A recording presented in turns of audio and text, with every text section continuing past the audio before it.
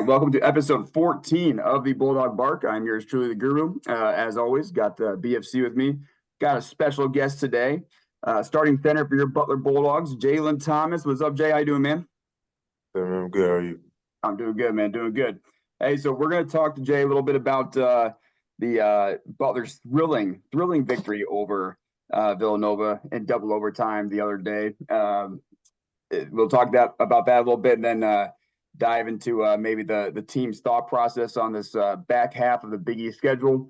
As all of you know, the Dogs are now 14-7 and 5-5 in the Big East, pushing for that NCAA tournament berth. So pretty exciting time for the Dogs. So Jay, we'll start with the Villanova game.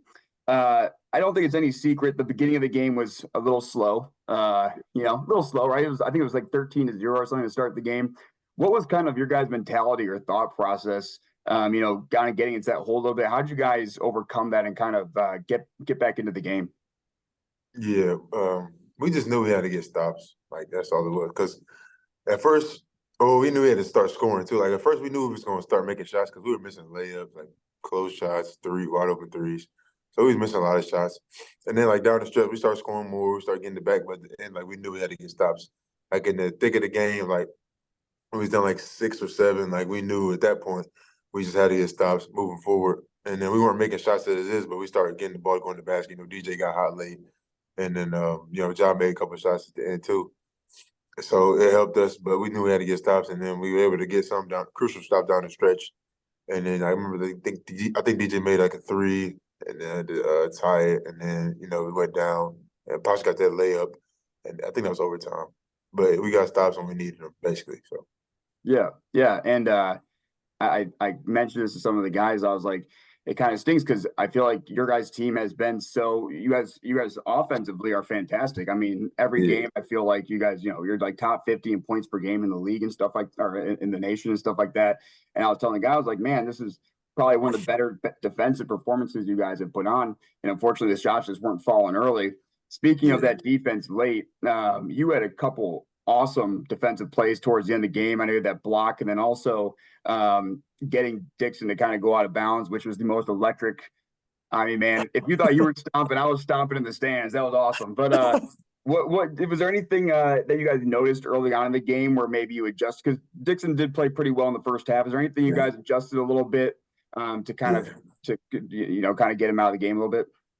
Yeah, like you said, man, he was frying. Like, he probably played the out of all the bigs we played this year, he played the best so far. And you got to give credit to him. He was making some tough shots. He made some threes. He got hot. So just going in, we knew, like, he was trying to force him to his right hand mainly, but a couple of times he still got back to his left. So late game down the stretch. When I was in, I was trying to focus on, first of all, not letting him catch the ball, and then when he does catch it, make him go to that right hand.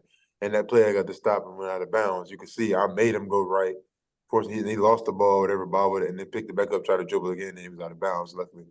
So, yeah, it's just making him go to that right hand because he's dominant left hand. That's pretty much all he shoots with. Even on the right side, he still goes left. So just trying to force that. And then in terms of him making threes, like, it was tough. He made a 3 late. I think Josh switched on to him, and he was right in his face. He still made it. So, like, he was hot, man. I think he's the player when he gets hot, he's hot. So just trying to force him right most of the time, and it helped in the end down the stretch. Yeah, absolutely, man. BFC, what about you, man? Yeah, there was a great soundbite that went around from Coach Thad about I think it was about 9 minutes left. You guys were down by like 11. He's like, I don't care. We're gonna win this game. And he had one back, I think against Cal when they hit a 3 late.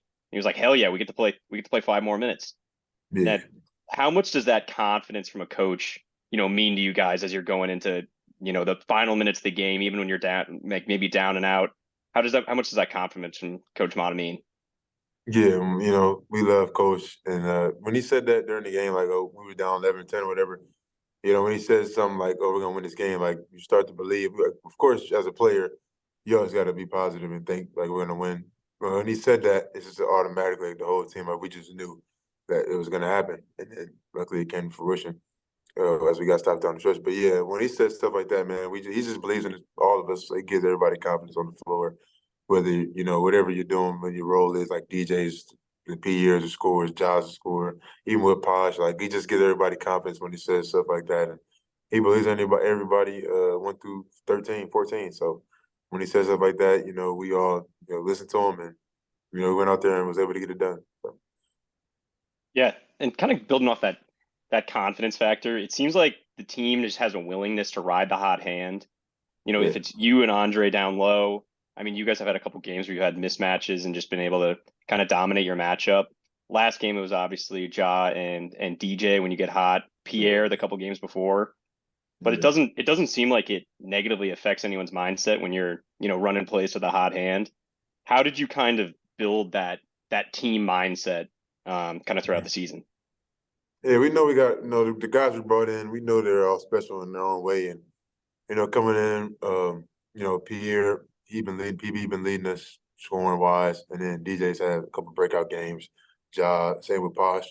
So just knowing that, when it's not your night, it's not your night, and when it's not your night, it's gonna be somebody else's night. Like DJ's off, Pierre probably gonna be on.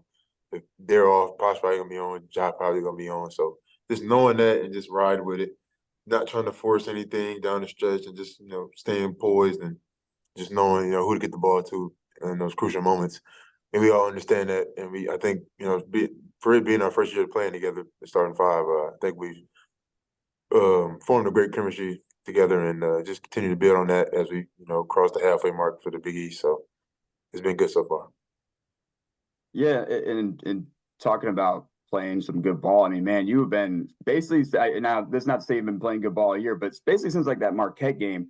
I don't know Yeah, what's gotten into you or something, man, but you've been yeah, on like you went from good to like something. I don't. yeah. Was there some like switch that went on, or are you just kind of playing your game and it's just come a little bit better, or what's going on there? Because the last 5 games you've been playing fantastic. Yeah, man. Just Marquette game. Going into that game, I was frustrated, with myself, and I was just like, "Dang, bro, like, I had to be better." So I was going into the Marquette game. I knew the matchup was, with also one of the other better bigs in this conference. So I knew I had to bring it. So coming into the game, I was just telling myself I'm going to play. I'm not going to focus on like the minutes or nothing. Like I've been talking to people around me, and they've been telling me the same thing. Just play. Like don't focus on like control what you can control, basically. So at that point, when against Marquette, I came back in, with 12 minutes left, whatever it was, and I just was playing without like thinking, and then that allowed me to get high. I got a double double, and that allowed me to go from there forward. Like you said, the last few games, just to continue to play, and my confidence just grew and continues to grow as we, come down the stretch in Big East play. But just keeping that up, and then just being on time, like everywhere else, like shooting around practice, just being locked in. That's just helped me. So just trying to do that consistently. Yeah, absolutely, man. And you've been obviously talking about you say down the stretch here. I mean, like I said earlier, you guys have now gotten to 14-7, 5-5 in the Big East, well in the thick of things. I mean, I stare at bracketologists way too much. And obviously you guys are kind of right on that bubble line, right? I mean, Yeah, they're competing with a lot of great teams to kind of get one of those spots. yeah, The cool thing about the back end is you guys really, other than I'm sorry to say this, DePaul obviously is like the one bad game left on your schedule. Other than yeah. that, it's like all like basically like Q1s and Q2s. What's kind of your guys' mindset coming down the stretch here? Big games coming up at Creighton and UConn. What's kind of your guys' goals, or what's your mindset coming forward? Yeah, we know that, the next 7 or 8 games are gonna be really hard. Like you said, we got Creighton and UConn, and I think it's like Providence, St. John's, at Seton Hall. Like it's gonna be rough. Marquette at home. So it's gonna be rough. And we understand that, and we know like we're gonna have to win some of the big ones. And, being 5-5, you think back to Providence, at Providence and Seton Hall here, but we was right there. Even UConn here, we was right there. So just wishing you wish you get those games, and now your destiny is a little bit like easier. But now we're right where we want to be, and like near the top 7 in the Big East. I think like we're 8, or I think we're like 8 or 7. Like, I don't know for sure, but we're right there where we want to be, and just knowing we got to go like at Creighton on Friday. Like that's when we think we can get. We have to get that one. And then, down the stretch, just knowing we got to get some of these big games coming up. Like you said, DePaul, other than DePaul, like this is all like tough matchups. And some of the teams we lost to already. So just going the second time, going back around, and just knowing we got to get some of these games, and just having a positive mindset. And I was talking to one of the coaches earlier, talking to Mojo earlier, and he was just saying like everything matters now. Like whenever we're doing the practice, like whatever the case may be, you got to be locked in, got to be focused. You can't take plays off in the games. Like just gotta continue to build on our principles and just stay, poised, like I said, down the stretch and just, finish these games out because it is a tough stretch coming up. So. Yeah, I mean, no doubt, you guys have been so close on so many. Even even think back all the way to like the FAU game. It was like a 1 point game with like 4 minutes left, right? I mean, there was a lot of games this season where it was so close. And honestly, you guys have come out on both sides: double overtime against Cal, overtime against Texas Tech, or double OT against Villanova. So no shortage of excitement this season. That's for damn sure. I mean, it's been a season. But BSC, you got anything else you want to ask? Yeah, I just had one more. Is kind of building off something I heard DJ say today. He was on the Big East Barroom podcast talking about how he kind of got in that shooting slump and leaned on Coach Diebler, who was obviously a phenomenal shooter in college and in the pros, to kind of lock himself back in and take advice. Do you and Bowden and Andre lean on Coach Oden at all for that advice if you guys are trying to work on something or something's frustrating you, throughout games? Is that something you have with him? Yeah, definitely for me personally, because like I said, going into the Marquette game a few games ago, and I was struggling playing wise, and Gio always was talking to me on the side, like he always tells me little things to do and what to like focus on, like before and after the games, and he tells you like what if I mess up during the game or like something I need to do during the game. So I always go to him, in those times, and during that time before I got going versus Marquette, I was like he was telling me like just play more, like play harder, just be aggressive, be angry. Like he really just that's what he told me, like be angry, play angry. And then that allowed me to like go into those games and that's what I started doing, just being mad, like when I'm playing, just thinking about the times when I was struggling, just getting upset about that and taking that mindset into those games.